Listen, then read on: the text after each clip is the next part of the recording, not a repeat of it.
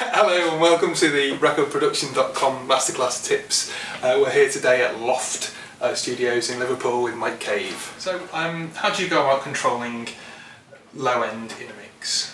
Okay, well I'm just going to cover some bullet points really, because there's a lot that we could go into detail with, but I just thought that I'd just share a couple of little things that I do.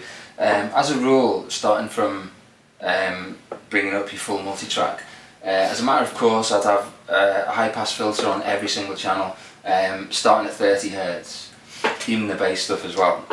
And then I'll, as I'm going through everything, I just raise the frequency until I start hearing a difference. So even with high frequency things, like you might have like a triangle or a tambourine or something like that, you might not think there's low end in there, but accumulative across 100 tracks, maybe you need to get rid of that stuff. So I'll just take that out as a matter of course, up to a point where it's not going to affect the actual signal. And also as well, it'd be worth looking at doing that on the mix bus as well, actually, just in case anything sneaks through. Yeah. Only at 30 hertz or something like that. Also, what that's going to do, that's going to create a lot more space at the bottom end for the things that actually are bass elements, like kick and bass. So now that area is freed up for the bass and the kick, we need to look at phase relationships between all those elements. So most of the mix stuff we get, there'll be at least 2 kicks, probably 2 or 3 basses maybe.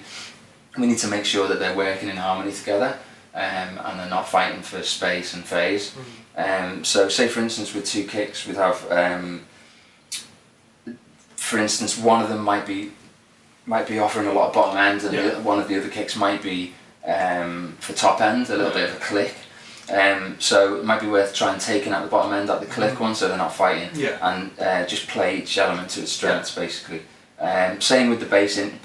Say for instance you've got a bass guitar and a synth bass, just make sure that they're not fighting for the same space. Check the phase correlation between the bass and the kicks. So you've got 4 elements there already that are worth just experimenting with phase and make sure what works best. The third tip is trying to make sure that your bottom end works on small speakers, because obviously it's pretty easy to get bass to sound great on big speakers. So what I tend to do is look at the higher frequency stuff. Say for instance on a kick you've got the click of the kick to make sure that's cutting through. Also as well, sometimes if the elements aren't there in the top end, say for instance a bass guitar hasn't really got any mid in it, I'd maybe add a distortion channel of that bass, and maybe even take the bottom end out of that distortion channel, so that's not fighting. So you'd have your dry bass, and then maybe like a bit of a gritty like mid. A horn kind of. And blend those two in, but obviously when you're listening on Auto and stuff like that, you need to be able to hear the bass lines and the notes in that bass. So sometimes if they're not there to be had, maybe add a bit of distortion or something like that.